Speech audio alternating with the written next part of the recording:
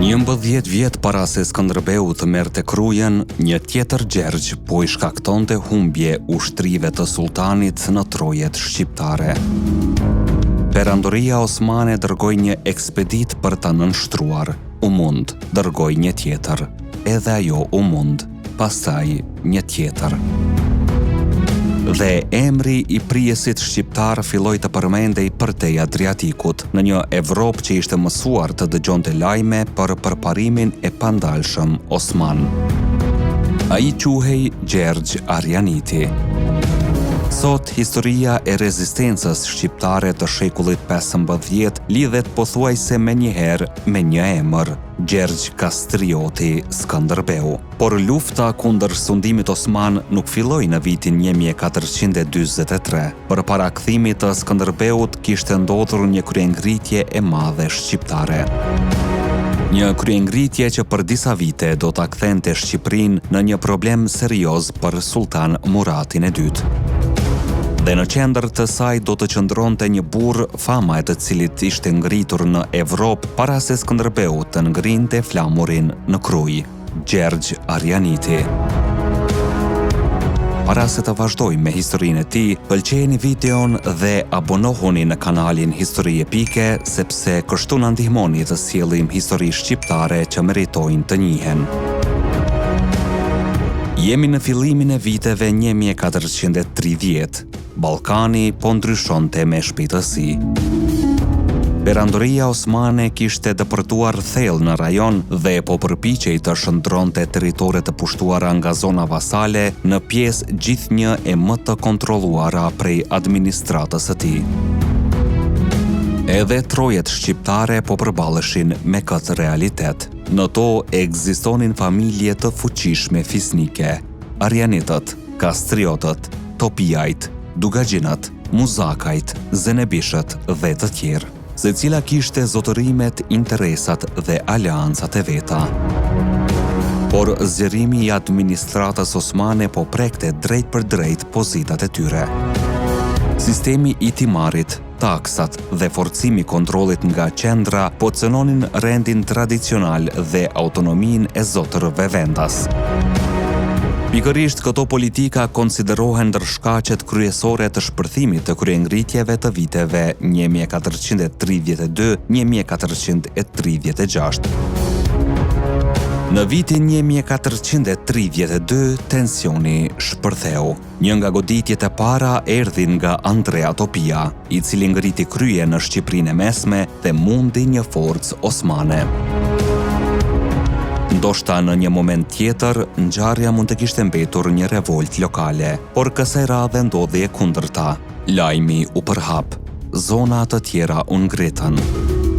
Zotërinj shqiptar filluan t'i bashkoheshin lëvizjes dhe kryengritja nisi të zgjerohej. Në atë moment del në skenë Gjergj Arjaniti. Arjaniti nuk ishte një figurë periferike. Familja e tij zotëronte territore të rëndësishme në Shqipërinë e Mesme dhe atë juglindore në një hapësirë që kishte rëndësi të jashtëzakonshme strategjike. Përmes saj kalonin rrugë që lidhnin bregdetin Adriatik me brendësinë e Ballkanit. Mes tyre ishte edhe korridori I famshëm I Via Egnatias.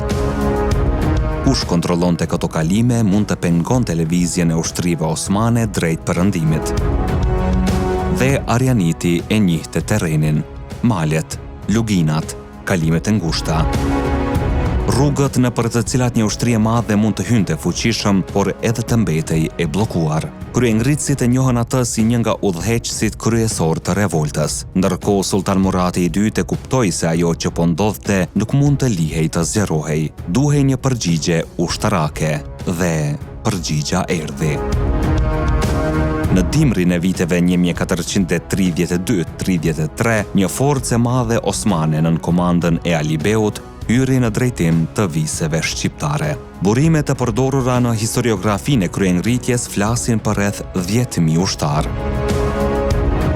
Ata marshuan përgjatë Via Egnatias dhe hynë në luginën e shkumbinit. Në letër përparësia osmane duke e qartë, një ushtri e organizuar, komandë profesionale, përvojë në fushatat e shumta në Ballkan. Përballë saj qëndronin forca shqiptare të Arianitit, por kishte një gjë që ushtria osmane nuk mund ta ndryshonte: terrenin.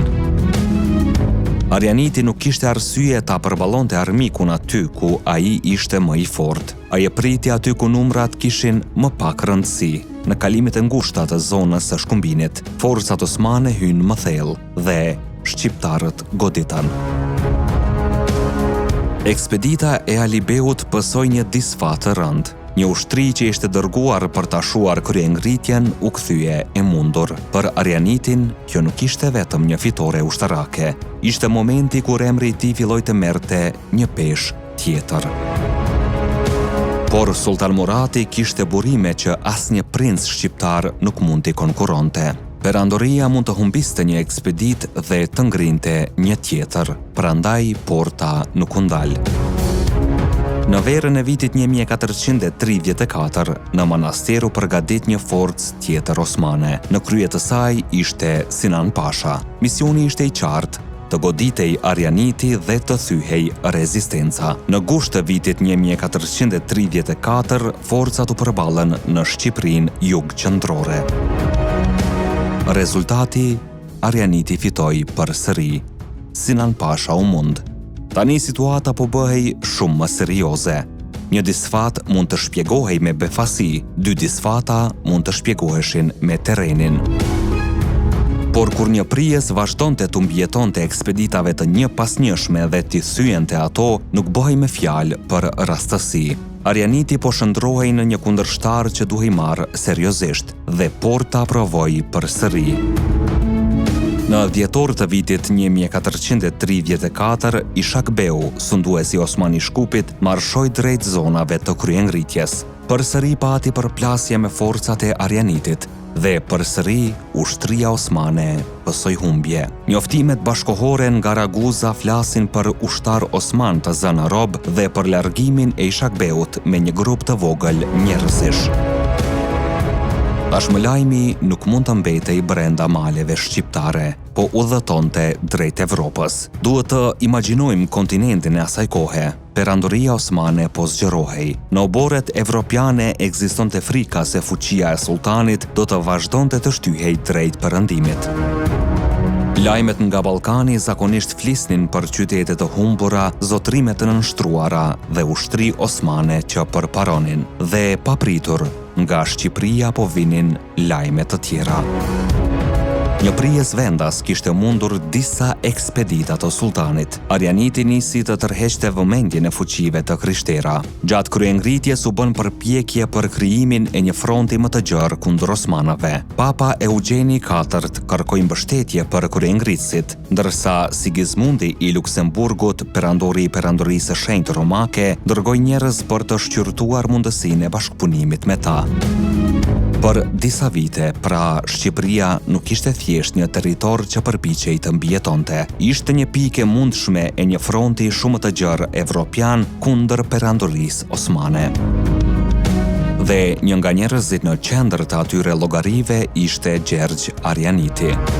Në prill të vitit 1435, ai arriti të zbrapste edhe një fushat tjetër osmane. Përkohësisht, luftimet e mëdha u qetësuan, por kjo qetësi ishte mashtruese. Murati i dytë nuk kishte hequr dorë nga Shqipëria, ai thjesht kishte probleme të tjera. Vëmendja e tij ishte përqendruar edhe në luftimet në Anadol. Kur sultani pati mundësinë të përqendronte përsëri forca të mëdha në Shqipëri, situata ndryshoi dhe këtu shfaqet dobësia më e madhe e kryengritjes shqiptare. Ajo kishte shumë prijes, por nuk kishte një udhëheqje të vetme. Arianiti luftonte në zonat e tij. Topijajt kishin interesat e tyre. Zenebishët vepronin në jug, Dugagjinët në veri. Edhe Gjon Kastrioti, babai i Skënderbeut, ishte pjesë e trazirave dhe kundërshtimit ndaj osmanave. Kishte një armik të përbashkët, por ende nuk kishte një organizim të përbashkët të qëndrueshëm që t'i shndronte të gjitha këto forca në një mekanizëm të vetëm politik dhe ushtarak.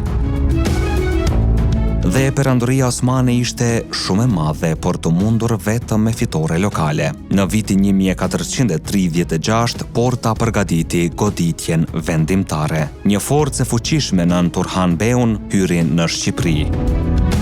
Këtëherë osmanët kishin mësuar nga ekspeditat e mëparshme. Kryengritësit vazhduan rezistencën, por përballë forcave të përqendruara osmane dhe pa një komandë të bashkuar, lëvizja filloi të thyhej. Deri në fund të vitit 36, kryengritja kryesore ishte shtypur dhe kontrolli osman ishte rivendosur në pjesën më të madhe të territoreve. Në pamje të parë gjithçka kishte përfunduar, perandoria kishte mbijetuar, kryengritja kishte dështuar ta çlironte vendin, por historia nuk kishte mbaruar. Në fakt, pjesa më e rëndësishme ende nuk kishte filluar. Sepse kryengritja e Arianitit kishte treguar diçka. Ushtria osmane mund të mposhtej. Terreni shqiptar mund ta neutralizonte epërsinë numerike. Prijesit vendas mund të ngrinin mira njerëz në rezistencë.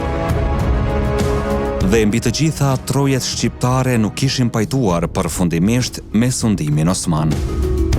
Duheshin vetëm disa vite që kjo të dëshmohej përsëri. Viti ishte 1443. Në atë kohë një tjetër shqiptar i rritur për vite me radhë brenda sistemit ushtarak osman do të merrte një vendim që do ta ndryshonte historinë e gjithë rajonit. Emri i tij ishte gjithashtu Gjergj Kastrioti, Skënderbeu. Pas zhvillimeve ushtarake në Ballkan, Skënderbeu u shkëput nga ushtria osmane dhe u drejtua për në Krujë. Më 1443 ai mori qytetin dhe ngriti kryengritjen e tij.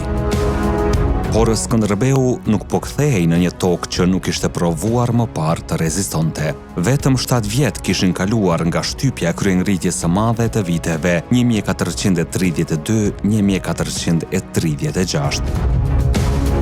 Shumë nga familjet që do të bëheshin pjesë e përballjes së re kishin tashmë përvojën e një lufte të mëparshme kundër osmanëve, dhe ndër ta ishte përsëri Gjergj Arianiti. Në vitin 1444, princërit shqiptar u mblodhën në Lezhë. Këtëherë në vend të kryengritjeve të ndara, u bë përpjekja për të krijuar një aleancë të organizuar, Beslidhja e Lezhës. Gjergj Arianiti ishte mes figurave kryesore të saj. 2 Gjergjët, që historia shqiptare i kishte parë në etapa të ndryshme të rezistencës, tani ndodheshin në të njëjtin front, dhe lidhja mes tyre do të bëhej edhe familjare. Vajza e Gjergj Arianitit, Donika, do të martohej me Skënderbeun në vitin 1451. Por nëse Arianitin e kujtojmë vetëm si baban e Donikës apo si vjehrin e Skënderbeut, i bëjmë padrejtësi të madhe historisë së tij, sepse para kësaj martese, para beslidhjes së Lezhës, madje para kthimit të Skënderbeut në Krujë, Gjergj Arianiti kishte historinë e vet. Ai kishte udhëhequr një nga kryengritjet më të fuqishme shqiptare të gjysmës së parë të shekullit 15. Kishte përballuar ekspedita të njëpasnjëshme osmane, kishte fituar, kishte detyruar Portën të dërgonte përsëri ushtri kundër tij, dhe kishte bërë që lufta në Shqipëri të hynte në llogaritë diplomatike të Evropës. Prandaj historia shqiptare kundër perandorisë osmane nuk mund të fillojë thjesht me fjalët. Në vitin 1443 u kthye Skënderbeu. Para atij viti kishte një histori tjetër, kishte kryengritje, kishte familje shqiptare që po përpiqeshin të ruanin zotërimet dhe autonominë e tyre, kishte fitore, kishte dështime dhe kishte një mësim që do të bëhej vendimtar më vonë. Të luftoje vetëm mund të fitoje një përballje, për t'i rezistuar një perandorie duhej bashkim. Kryengritja e viteve 1430 nuk arriti ta çlironte Shqipërinë, por ajo ishte një pararëndëse e fuqishme e asaj që do të vinte, nga malet ku Arianiti godiste ekspeditat e Muratit, deri tek Ruja e vitit 1443 dhe Lezhë e vitit 1444. Ekziston një vijë historike që nuk duhet harruar, sepse për para epokës së Skënderbeut kishte njerëz që po e përgatisnin terrenin e saj, dhe njëri prej tyre mbante një emër që sot qëndron padrejtësisht nën hijen e dhëndrit të tij. Gjergj Arjaniti, një prijes shqiptar, një kundërshtar i Muratit të dytë, dhe njeriu që vite para Skënderbeut ishte treguar se ushtritë e sultanit nuk kishin të pathyeshme. Po ju, a kishit dëgjuar më parë historinë e kryengritjes së Gjergj Arjanitit dhe a mendoni si figura e tij ka marrë vendin që meriton në historinë shqiptare? Na shkruani mendimin tuaj në komente. Ne jemi Histori Epike, aty ku e kaluara rilind. Deri në videon tjetër, qëndroni krenar dhe të vetishëm për gjakun që rrjedh në damarët tanë.